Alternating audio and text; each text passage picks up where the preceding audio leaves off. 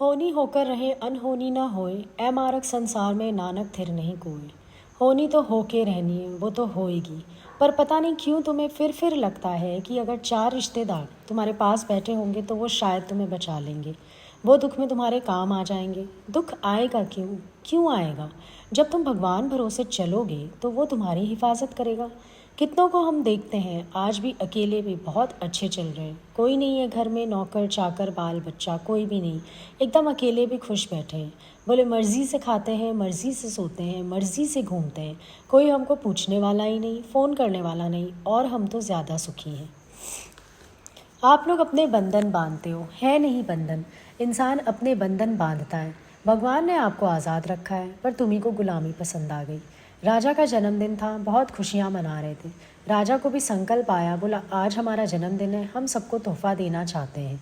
तो जिनके भी रिश्तेदार वगैरह कैद में थे, बोला आज मैं सारे कैदियों को मुक्त कर देता हूँ।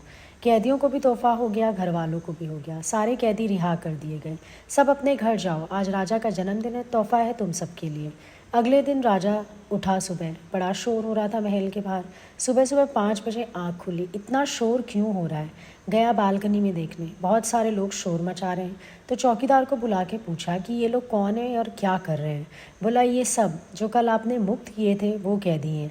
राजा बोले ये क्यों आए हैं इधर? बोला ये सब कैदी कह रहे हैं कि इतने सालों से जो आपने इनके हाथों और पैरों में जंजीरें डाली हुई थी वो इन्हें गहने लगने लगे थे, और ये कह रहे हैं कि इनका मन नहीं लग रहा घर में। हमें वापस जेल में डालो, हथकड़ियाँ डालो, बेड़ियाँ डालो, हमको उसमें मज़ा आ रहा था। ये है इंसानी फितरत। गुरु तुमको बंधन मुक्त करता है, पर तुम फिर घुस जाते हो, कहते हो नहीं हमें बंधन में रहने दो, हमें बेड़ियों में जकड़े रहने दो, हम नहीं आज़ाद होना चाहते। पूछ लो अपने आप से, आज़ादी पसंद आती है तुम्हें? तुम्हारा मन आज़ादी पसंद नहीं करता है, तुम्हारा मन केवल दौड़ लगाना चाहता है। किसकी? माया की। मोह तुम्हें बंधन नहीं लगता, जेवर लगता है, गहना लगता है, तुम्हें लगता है ये शायद मेरी शोभा है। तेरा ही मोह कब से तुझको रुला रहा है। रोज़ कहते हैं हम कांटा निकाल लो, जूते बदलने से कोई लाभ नहीं होगा, और सब जूते बदलने में लगे रहते हो। बदल लो जितने मर्जी जूते, जब तक कांटा नहीं निकालोगे पैर का, तकलीफ़ तो वही की वही रहेगी। जितना मर्जी बड़ा जूता ले आओ, जितना मर्जी कंफर्टेबल जूता ले आओ, कुछ भी नहीं होगा। गंवाना तो अपनी मैं को है। कभी भी रहो तो एडजस्ट तो करना ही पड़ेगा, कहीं भी रहो तो। हम सोचते हैं शायद हम जहाँ बैठे हैं वहाँ एडजस्ट करना पड़ रहा है, दूसरी जगह एडजस्ट नहीं करना पड़ेगा, बल्कि वहाँ ज़्यादा करना पड़ेगा। है तो सुख बुद्धि ना, घसीटती है जो। इंसान की सुख बुद्धि उसको कहीं ना कहीं घसीटती रहती है। जबकि गुरु बोलते हैं कि तुम इस सुख बुद्धि से ही ऊपर उठ जाओ।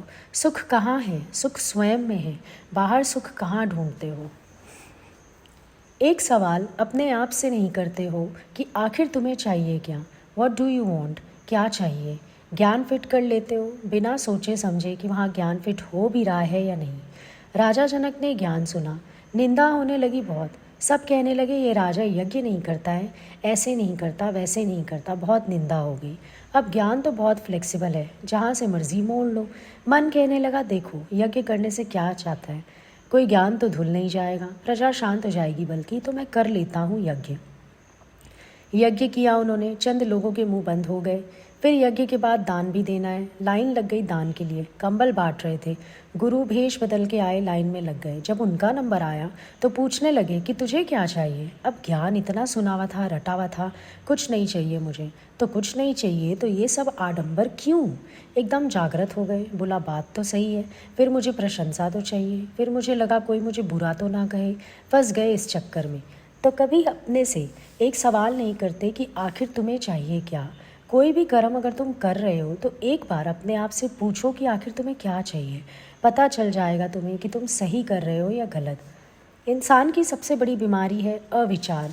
विचार नहीं करता, उसको जिस तरफ बहना है, बल्कि ज्ञान के साथ अपने आप को मोड़ लेता है और ज्ञान भी मोड़ लेता है, घुमा के फिरा के ज्ञान लागू कर लेता है और खुश हो जाता है।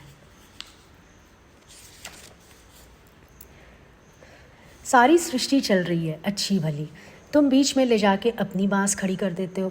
नहीं नहीं, मैं ना तुम्हारी छत संभालूंगा। अरे छत तो संभली संभलाई है, संभली संभलाई छत में तुम बांस लगा रहे हो, जैसे गोकुल वालों ने किया।